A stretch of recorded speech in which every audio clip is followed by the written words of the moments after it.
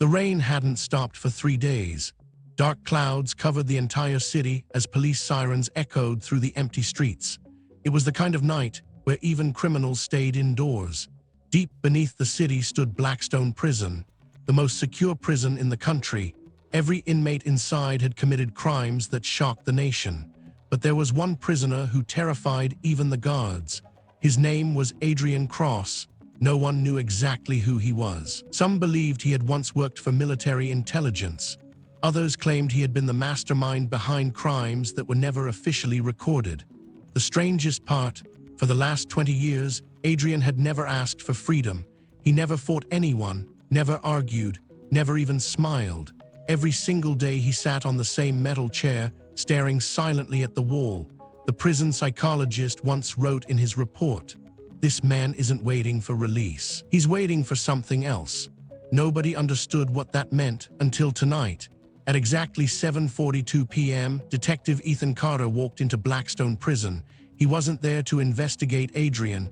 He was simply transporting another dangerous criminal. While signing paperwork, one of the prison guards laughed. "You know who's locked down here?" Ethan looked up. "Who?" "The ghost." "The ghost? Cell 17. Ethan frowned. "What did he do?" The guard shrugged. "Nobody really knows, but every officer who's talked to him says the same thing. He knows things he shouldn't." Ethan rolled his eyes. "Sounds like another prison myth." The guard didn't answer. Instead, he handed Ethan a visitor badge. "You'll pass cell 17 on your way out, just don't stop." The hallway was silent. Only the sound of Ethan's footsteps echoed through the concrete corridor. Cell after cell, murderers, gang leaders, serial killers. Then he reached cell 17. The lights inside were almost completely dark. An old man sat perfectly still. His hands rested calmly on his knees. His eyes were closed. Ethan kept walking. Then, without opening his eyes, the old man spoke. "Detective Carter." Ethan froze. Nobody here should know his name. Slowly, he turned around. "Do I know you?" The old man opened his eyes. Calm, cold, almost emotionless. "No, but I know you. I've been waiting for you." A chill ran down Ethan's spine. He stepped closer to the bars. "Who are you?" The prisoner ignored the question. Instead, he looked directly into Ethan's eyes, then quietly said, "5 people will die before tomorrow night. The first, 8:17 p.m. The second, 11:42 p.m. The third, 2:09 a.m. The fourth, 10:31 a.m. The last, 6 p.m. tomorrow." Ethan laughed. "So you're a fortune teller now." The prisoner remained completely calm. "No, I'm warning you." Ethan folded his arms. "If you know about these murders, that means you're involved." The old man slowly shook his head. "If I were involved, I wouldn't be sitting inside this cage." Silence. Then Adrian leaned slightly forward. His voice became even quieter. "The first victim will be wearing a blue jacket. He'll order black coffee. He'll receive a phone call exactly 12 seconds before he dies." Ethan's smile disappeared. That level of detail was impossible. Still, he refused to believe it. "You expect me to believe this?" Adrian didn't answer. Instead, he whispered one final sentence. "You have 35 minutes." Outside the prison, Ethan sat inside his car. He looked at the clock. 7:45 p.m. He sighed. "This old man is insane." His phone rang. It was Captain Harris. "You done at Blackstone?" "Yeah, good, go home." Ethan started the engine. For a moment, he considered ignoring everything Adrian had said. Then curiosity won. He opened the police database. No threats, no active cases, nothing unusual. He laughed. I almost believed him. Meanwhile, across the city, a businessman entered a small cafe. He wore a blue jacket. He smiled politely. "1 black coffee, please." He sat near the window. Outside, rain continued falling. He checked his watch. 8:16 p.m. His phone suddenly vibrated. "An unknown number," he answered. "Hello?" Exactly 12 seconds later, the cafe window exploded. A single sniper bullet pierced the glass and struck him directly between the eyes. The man collapsed before anyone even realized what had happened. Screams filled the cafe. People ran in every direction. The killer had already disappeared. Miles away, Ethan's police radio exploded with static. "Officer down, possible homicide, cafe on West Street." Ethan's heart skipped. He looked at the dashboard clock. 8:17 p.m. His hands tightened around the steering wheel. "No, this can't be." Minutes later, he arrived at the crime scene. The victim lay exactly where Adrian had described. Blue jacket, black coffee, phone still in his hand. The call timer, 12 seconds, every detail. Exactly the same. Ethan slowly stepped backward. For the first time in his career, he felt genuine fear. Back inside Blackstone Prison, Adrian Cross sat alone in complete darkness. Without looking up, he quietly whispered to himself, "One down, 4 more to go." Then, for the very first time in 20 years, he smiled. Cafe was surrounded by flashing police lights. Officers rushed in and out, sealing every entrance. Detective Ethan Carter stood frozen beside the victim's body.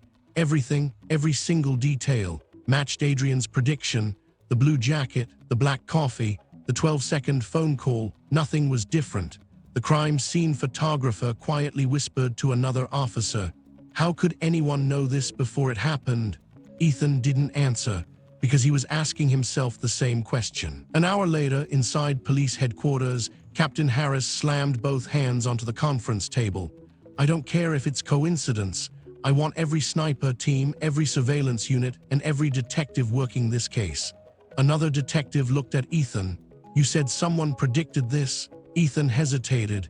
"If I tell you, you'll think I've lost my mind." Captain Harris stared at him. "Try me." Ethan took a deep breath. The prediction came from a prisoner. "He's been locked inside Blackstone Prison for 20 years. One detective laughed. "So how exactly did he organize a sniper attack from inside a concrete box?"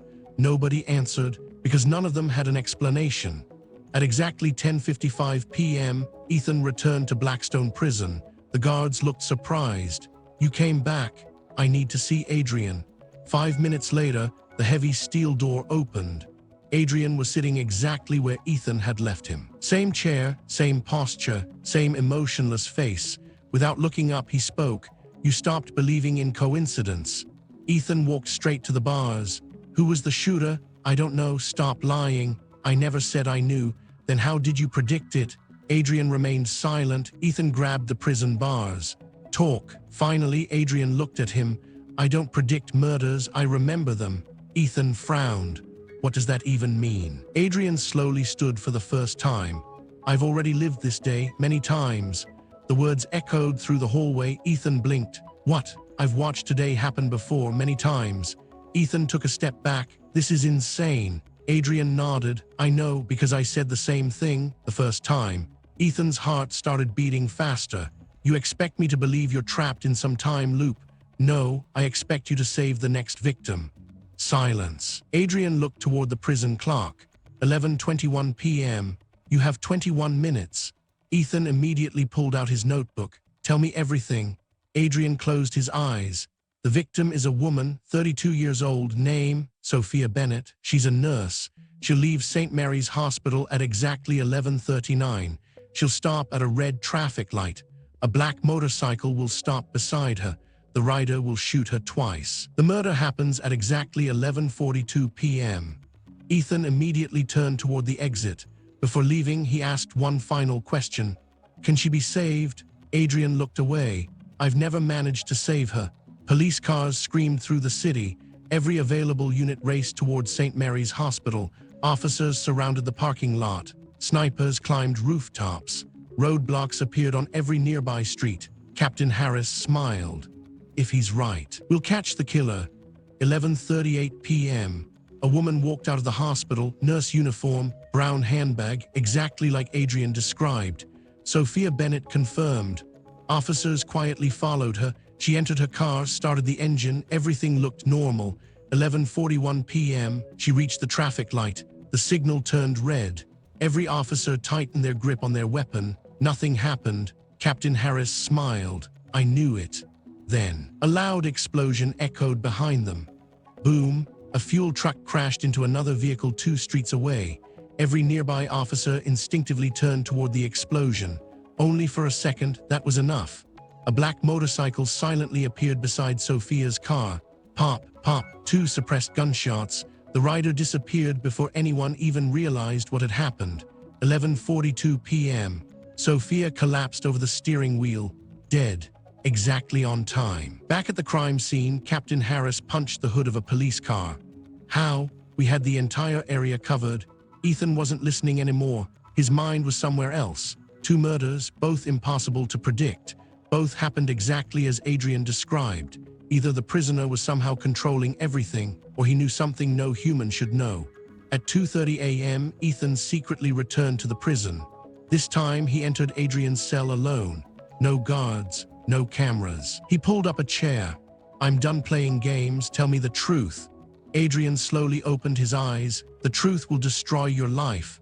"I don't care, you will." Silence filled the room. Then Adrian quietly asked, "What year were you born, detective?" 1993. Adrian nodded slowly. "I thought so." Ethan frowned. "Why?" Adrian looked directly into his eyes. "Because I attended your funeral." Ethan's blood ran cold.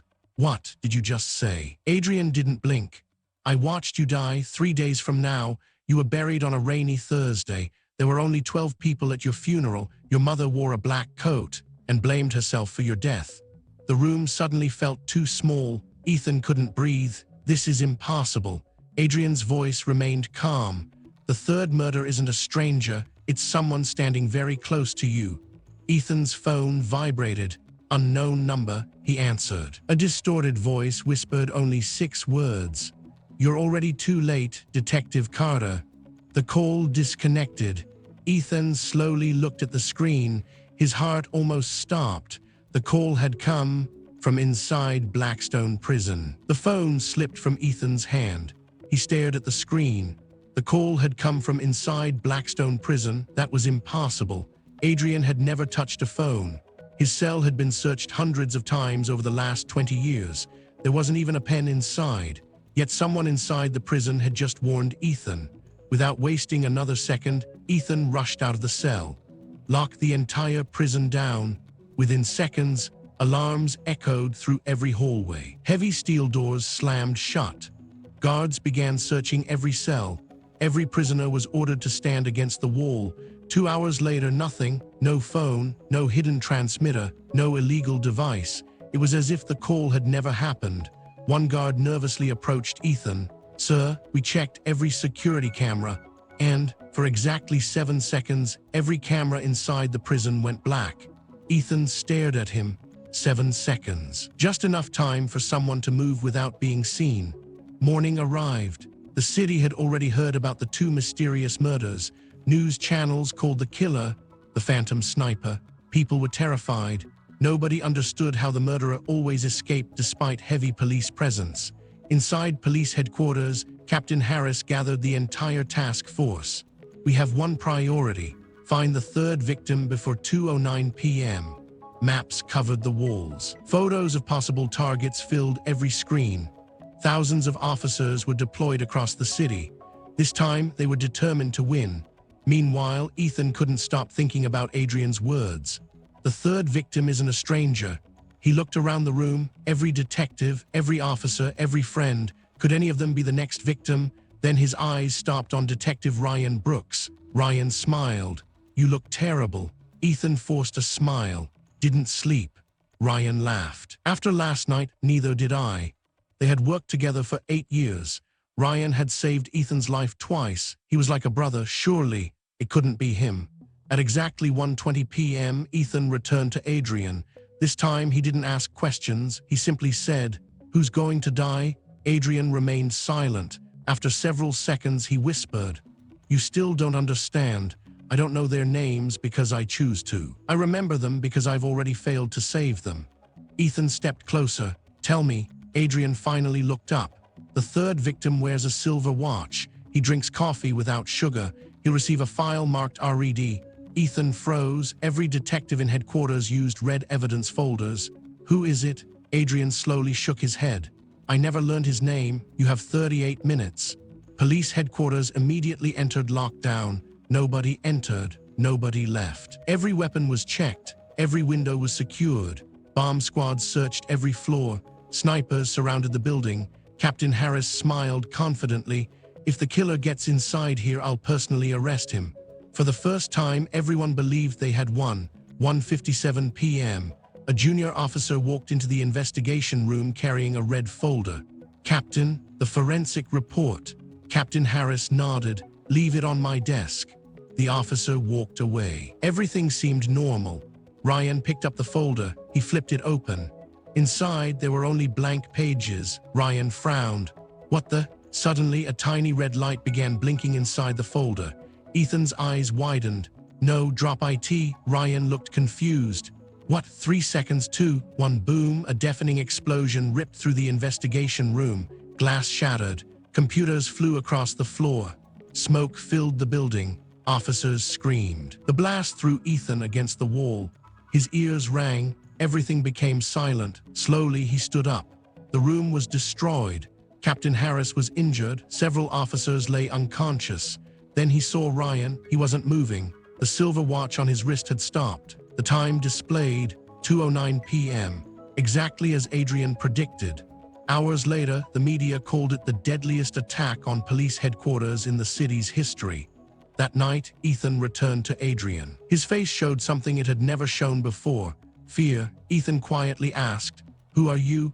Adrian didn't answer immediately. Instead, he walked to the small prison window and stared into the darkness. Then he spoke.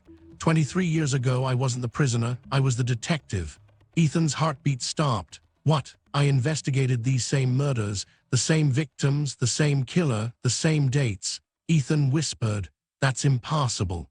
Adrian slowly turned around. I said those exact words 23 years ago. The room fell silent. Then Adrian added one final sentence, one sentence that made Ethan question everything he believed. "The man you're hunting hasn't aged a single day." The explosion at police headquarters changed everything. This was no longer just a murder investigation. It had become a national emergency. The government immediately took control of the case. Federal agents arrived within hours. Every officer who had spoken to Adrian Cross was questioned, including Detective Ethan Carter. The next morning, Ethan was sitting alone in his office when a black SUV stopped outside the building. 3 men in dark suits stepped out. No badges, no names. One of them placed a thick envelope on Ethan's desk. "You've been removed from the investigation." Ethan frowned. "Under whose authority?" The man replied calmly, "People above your pay grade." Before leaving, he added one sentence, "If you value your life, forget Adrian Cross." The 3 men walked away. Ethan looked at the envelope.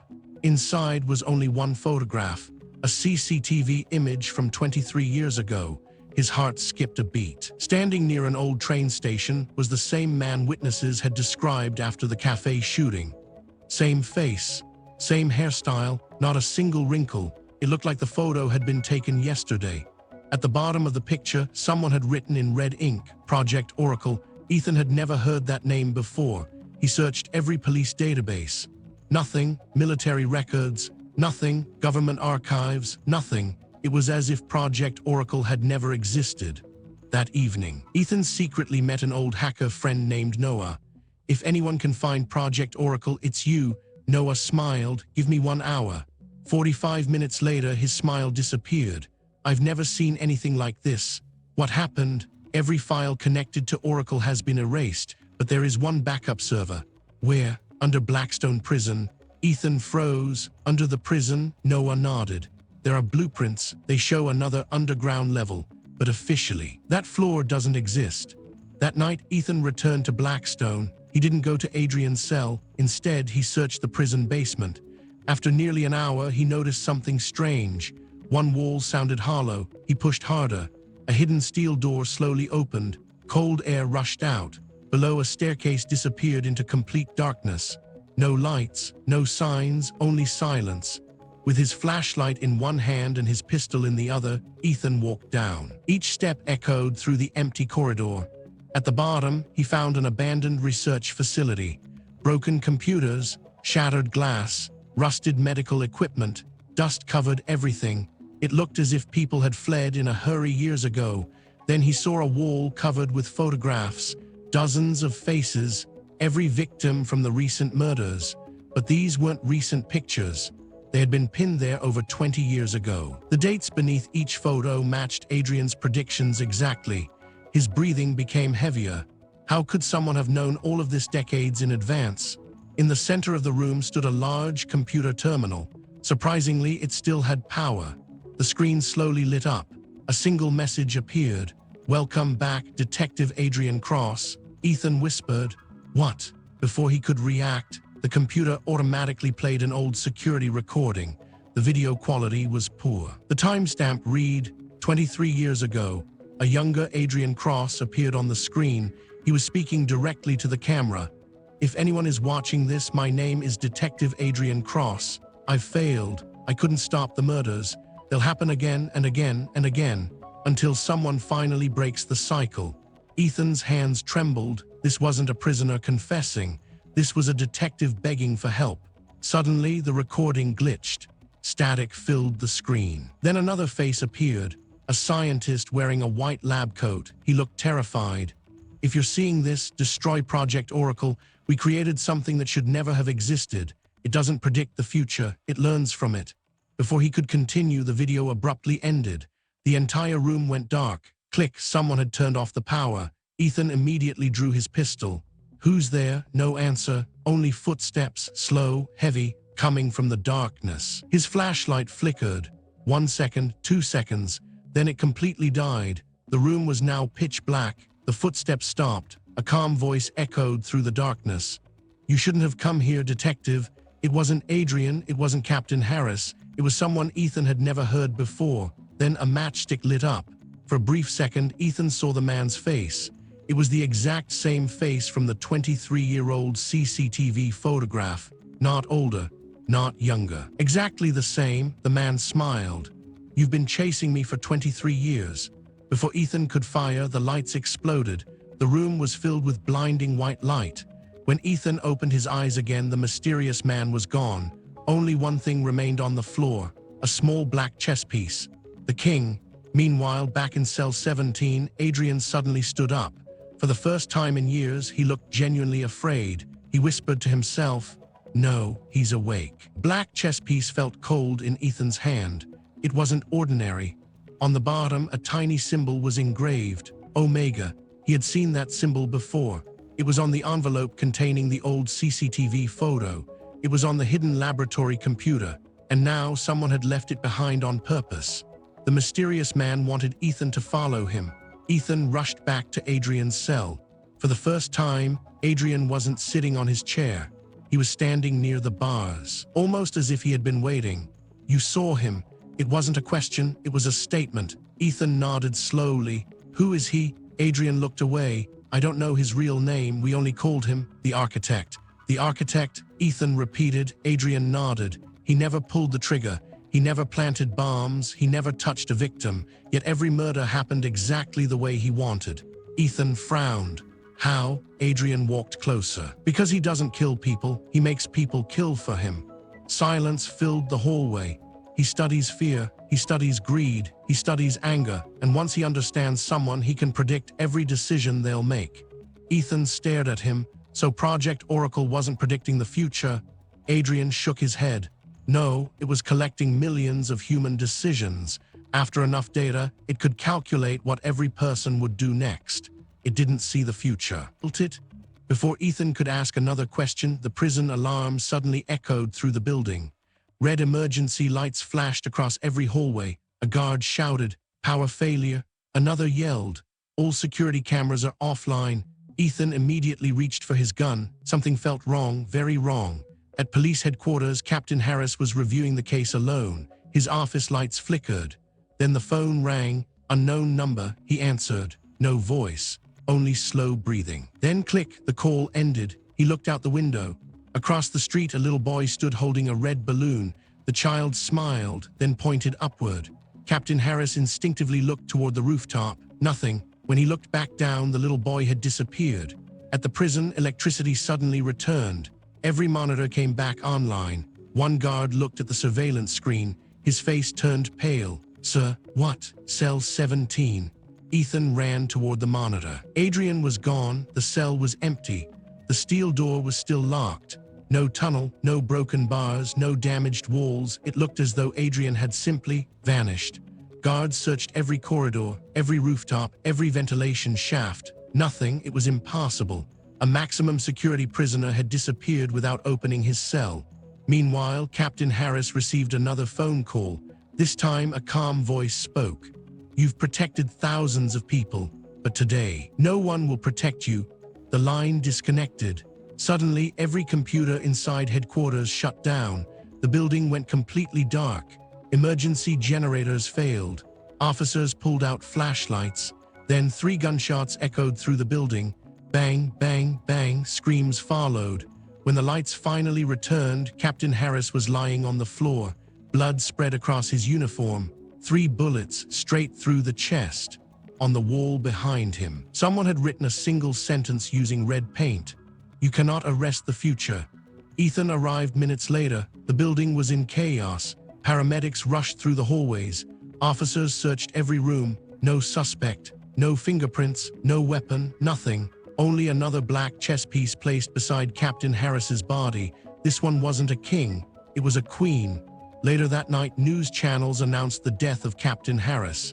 The city erupted in panic. People refused to leave their homes. Social media exploded with one terrifying question: who would be next? Ethan returned to the hidden laboratory beneath Blackstone Prison. He searched every cabinet, every drawer, every computer. Finally, he discovered a locked metal box. Inside was a notebook. The first page read, "Project Oracle, Subject A." He turned the page. His heart stopped. A photograph. It wasn't Adrian. It wasn't the architect. It wasn't Captain Harris. It was Detective Ethan Carter. The file beneath the photo read, "Subject A17, observed since birth. Every major decision successfully predicted. Final event scheduled." Ethan's hands began shaking. He flipped to the last page. Only 6 words were written there. "Tomorrow, you kill Adrian Cross." The notebook slipped from Ethan's trembling hands. His own photograph stared back at him. Beneath it, "Subject A17, observed since birth. Final event scheduled." And the final sentence, "Tomorrow, you kill Adrian Cross." For several seconds, Ethan couldn't breathe. His entire body felt numb. He whispered to himself, "No, this isn't possible." He had never heard of Project Oracle before 3 days ago. So how could a secret file written decades earlier contain his name? He grabbed the notebook again and turned the next page. There were dozens of handwritten notes. Every page described moments from his life. His first day at school, the day his father died in a car accident, the day he joined the police academy, even the day he proposed to his fiancée, Emma. Every event, every decision, every mistake, everything had been recorded years before it happened. It wasn't just observation, it was prediction. Ethan slowly looked around the abandoned laboratory. His heart pounded. They knew everything. Suddenly, a slow clap echoed through the darkness. Clap, clap, clap. Ethan spun around, pointing his pistol. The mysterious man stepped out of the shadows. Perfect suit, calm smile, not a single wrinkle on his face. The architect. "So you finally found your file." Ethan tightened his grip on the gun. "Who are you?" The man smiled. "Names are temporary. I prefer titles. You may call me the architect." "You've murdered innocent people," Ethan growled. The architect laughed softly. "I've never murdered anyone. I simply understand people. You expect me to believe that? I don't need you to believe it. I only need you to remember." He pressed a button. An old projector flickered to life. A home video appeared on the wall. A 6-year-old boy was riding a bicycle. Ethan froze. It was him. His mother ran beside him, laughing. His father held the camera. The date in the corner, 28 years ago. Ethan whispered, "How do you have this?" The architect answered calmly, "Because we were there." Another video started. Teenage Ethan winning a school debate. Another, his graduation. Another, his police training. Another, his engagement. Hundreds of videos every year of his life. Someone had been watching him since birth. "You followed me my entire life." The architect smiled. "No, we guided you." Ethan's face hardened. "What does that mean?" The architect walked closer. "When you were 12, you wanted to become a musician, so we arranged for your music teacher to move away. When you were 16, you wanted to leave the city, so we made sure your father died before you could." Ethan's eyes widened. "No, you lie." The architect's smile disappeared. "Do you remember the truck that hit your father's car?" Ethan nodded silently. It wasn't an accident. Rage exploded inside Ethan. He raised his pistol. "You killed my father." "No, you did." Ethan blinked. "What? You became a detective because your father died. If he had lived, you would have never investigated Blackstone. You would have never met Adrian. and Project Oracle would have failed. Before Ethan could react, the lights suddenly went out again. Darkness swallowed the room. Then, a familiar voice echoed behind him. "Don't listen to him." Ethan turned. Adrian Cross stepped out of the darkness. Alive, free. For a brief moment, the two men stared at each other. The architect smiled. "Perfect, my two favorite detectives finally together." Ethan looked at Adrian. "You escaped." Adrian shook his head. "I didn't escape, they released me." Ethan frowned. Adrian looked directly at the architect. He wanted this meeting. The architect nodded proudly. Exactly, every step. Every murder, every clue, every conversation, it all led to this room. Adrian slowly walked toward Ethan. "Listen carefully, you still have a chance." "A chance for what?" "To stop the fifth murder, the last murder." Adrian shook his head. "No, the one that matters." The architect chuckled. "You still think this story is about 5 murders? It never was." He pointed toward Ethan. "It was always about one choice." A hidden wall suddenly slid open. Behind it stood an enormous server room. Thousands of blinking lights. Rows of humming machines, the heart of Project Oracle. The architect spread his arms proudly. "This is the machine that predicts civilization. It has analyzed billions of human decisions. It knows who will fall in love, who will betray, who will kill, who will sacrifice. It doesn't force anyone, it simply knows." Adrian stepped forward. "He's lying." The architect smiled. "Am I?" Adrian pointed toward the machines. "It doesn't predict people, it manipulates them. It sends anonymous messages, it creates accidents, it leaks information. It engineers fear, and then it calls the result, prediction." Silence. For the first time, the architect stopped smiling. Ethan slowly understood. Every murder, every anonymous phone call, every explosion, every clue. Someone had carefully pushed people toward those outcomes. The future wasn't being predicted. It was being manufactured, the architect sighed. "I was hoping you'd figure it out later." He calmly reached into his pocket, not for a gun, for a small remote. A single red button sat in the center. Adrian's face turned pale. "No," the architect looked at Ethan. "One press and every Oracle server in the world activates. No more wars, no more uncertainty, no more free will, only perfect order." Ethan aimed his pistol. "Drop it." The architect smiled. "You won't shoot, because I already know what you'll choose." The room fell silent. Only the sound of the humming machines echoed through the underground facility. For the first time since this nightmare began, Ethan realized something terrifying. The architect wasn't afraid of dying. He was absolutely certain that Ethan would never pull the trigger. No one moved. The underground laboratory was silent except for the low hum of thousands of servers. Ethan's pistol was aimed directly at the architect. The architect's thumb rested on the red button. Adrian stood between them, breathing heavily. For nearly 30 seconds, nobody spoke. Finally, the architect smiled. "You still don't understand, detective. You think this is a choice. It isn't." Ethan tightened his grip on the gun, dropped the remote. The architect ignored him. Instead, he looked at Adrian. "Tell him." Adrian closed his eyes. "I tried." "No, tell him the truth." Adrian slowly looked at Ethan. "The first time this happened, I shot him." Ethan frowned. "What?" "I killed the architect, and I thought everything was over, but it wasn't. The murders continued. The machine was still running. The people controlling it were never inside this room." Ethan's heartbeat quickened. "What do you mean?" The architect laughed. "You've spent 3 days chasing a shadow. I built Oracle, but I stopped controlling it years ago." He calmly pointed toward the ceiling. "There are people above governments. They don't care about countries. They don't care about politics. They care about one thing: control." The projector suddenly turned on by itself. A live video feed appeared. Dozens of men and women sat around a massive circular table. None of their faces were visible, only silhouettes. One voice echoed through the speakers. "Architect status." The architect looked toward the camera.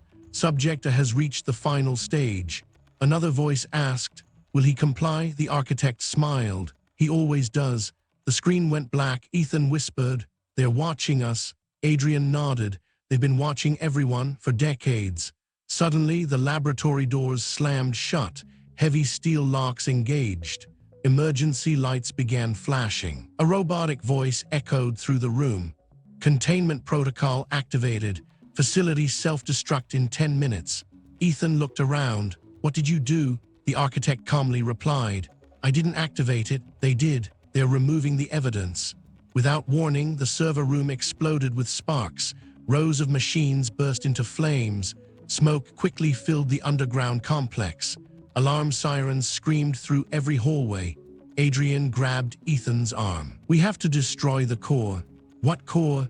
The machine controlling Oracle. If it survives, everything starts again. The architect didn't stop them. He simply stood there watching, almost peacefully. Ethan noticed something strange. You aren't trying to escape. The architect smiled. I escaped a long time ago. They rushed deeper into the facility. Behind another blast door, they found the central chamber. In the middle stood a massive black computer unlike anything Ethan had ever seen. Hundreds of cables disappeared into the floor. Thousands of tiny lights blinked together, almost like a heartbeat. A single screen displayed one sentence, 99.98% prediction accuracy. Below it, a new calculation had started. Subject A, next decision, calculating. The percentage climbed, 82%, 87%, 91%, 95%. Ethan stared at it. What is it doing? Adrian answered, it's predicting you. The machine continued, 96%, 97%, 98%, 99%. Then the final message appeared, prediction complete. Subject A will not fire. The architect slowly entered the room. I told you, the machine knows you better than you know yourself. He calmly placed the remote on the floor. You don't even need this anymore. Because Oracle already knows you'll try to save everyone, and by trying to save everyone, you'll lose everything. For the first time, Ethan lowered his weapon, not because he believed the architect, but because he realized something. Every prediction so far had come true, not because of magic, but because everyone kept behaving exactly as expected. He looked at Adrian. Can the machine be wrong? Adrian remained silent, then quietly said, only once. Ethan frowned. Do you mean? Adrian pointed toward the screen. The only thing Oracle has never been able to predict is a person willing to sacrifice everything. Before Ethan could respond, a loud metallic sound echoed through the chamber. Dozens of armed soldiers surrounded every entrance. Black armor, no insignia, no names, the same Omega symbol on their helmets. One soldier stepped forward.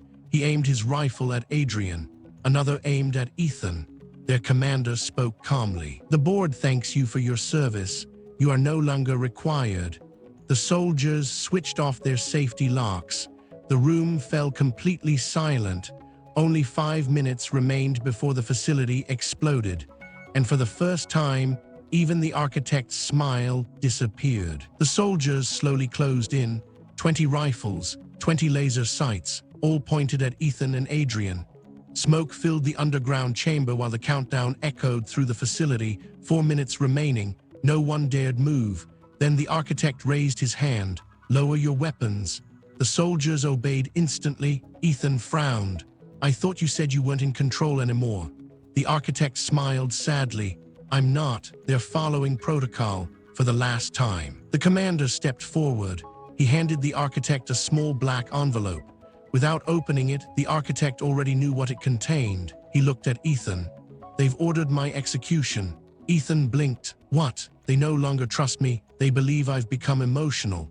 For the first time, the architect actually laughed. Imagine that. The man who spent 30 years studying human emotions finally developed one. The commander spoke coldly. You have 1 minute to complete the mission. The architect nodded. I understand. He slowly turned toward Ethan. I've lied to you. Ethan kept his weapon raised. About what? The architect sighed. I never created Oracle. Silence. It was created by Adrian Cross. Ethan looked at Adrian. No. Adrian slowly lowered his head. It's true. 25 years earlier, Adrian had been the country's greatest criminal psychologist. His life's work focused on one impossible question. Can human behavior be predicted? Governments funded his research.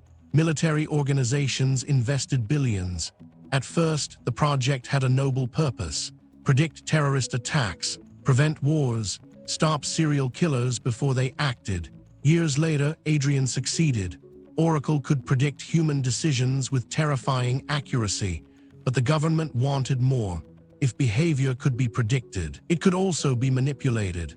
Adrian tried shutting the project down. Instead, they arrested him, branded him a traitor, erased his identity. The architect quietly took control, thinking he could change the system from within. Instead, the system changed him. Ethan whispered, "So all these murders," the architect interrupted, "were demonstrations. They wanted to prove Oracle never fails. The world obeys whoever controls prediction." The countdown continued. 3 minutes remaining, the commander lifted his rifle. "Our orders remain unchanged. Kill Adrian Cross, recover Oracle, leave no witnesses." The architect looked directly at Ethan. "You've been asking the wrong question. You wanted to know why Adrian stayed in prison for 20 years. He turned toward Adrian. "Tell him." Adrian took a deep breath. "If I escaped, they'd simply force me to rebuild Oracle. So I stayed inside. I became the prisoner's mask, so the scientist could disappear forever." Tears formed in Ethan's eyes. "So you sacrificed your life to stop your own invention?" Adrian nodded. It wasn't enough.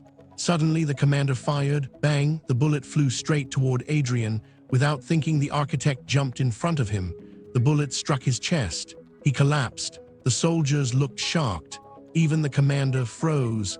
The architect coughed blood, then smiled at Adrian. "I finally made one decision Oracle couldn't predict." The massive screen suddenly flashed red. "Prediction error detected. Prediction accuracy 99.98%, 99.21%, 97.43%. The numbers kept falling. For the first time in decades, Oracle had been wrong. The entire facility began shaking. Rows of servers exploded one after another. Electricity surged through the chamber. The robotic voice returned. "Critical failure. Prediction engine corrupted." The commander screamed, "Recover the core." The soldiers rushed toward the machine. Ethan opened fire. Bullets echoed through the chamber. Adrian grabbed a fallen rifle and joined him. A fierce gunfight erupted. Glass shattered, servers exploded, flames spread across the room. One by one, the soldiers fell, but more kept coming. The countdown reached 1 minute. Adrian looked at Ethan. "There isn't enough time." Ethan understood immediately. "No, there has to be another way."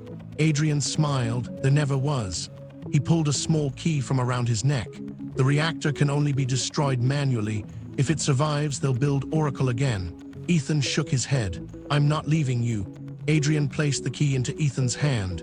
"You became the detective I hoped someone would become. You don't chase people, you chase truth." Then, for the first time, Adrian smiled. A real smile. Not the cold expression of a prisoner, not the face of a broken scientist. Just a tired old man. He pushed Ethan toward the emergency exit. The blast door slowly opened. Ethan fought to stay. Adrian shouted, "Go!" The heavy steel door slammed shut between them. Ethan pounded against it. "Adrian," no answer. Through the small glass window, he watched Adrian walk toward Oracle's reactor. The old scientist placed his hand on the shutdown lever. He looked back one final time, then he pulled it. A blinding white light consumed the underground facility. The explosion shook the entire city. Blackstone Prison collapsed into its own foundation. Oracle was gone. 6 months later, the official report stated that a gas explosion had destroyed part of Blackstone Prison. Project Oracle was never mentioned. The surviving soldiers vanished. Government records disappeared overnight. No investigation followed. It was as if none of it had ever happened. Ethan resigned from the police. He couldn't continue pretending the world was simple. One rainy evening, he visited Adrian's grave. There was no grand monument, only a small stone, Adrian Cross. He chose humanity over certainty. Ethan placed a white flower beside it. As he turned to leave, he noticed something, a black chess piece. The king, freshly placed on the grave. His heart skipped. He looked around. No one, only the wind. Then a familiar voice whispered behind him, "Checkmate, detective." Ethan spun around. The cemetery was empty. Far away, inside an unknown underground facility, a computer screen slowly came to life. One line of text appeared. Project Oracle, backup node activated. Prediction accuracy, 12%, 18%, 31%, rebuilding. A shadowy figure stepped into the room. His face remained hidden. He looked at the glowing monitor and quietly smiled. Humanity always believes evil ends with one victory. That's why humanity always loses. The screen faded to black. The end.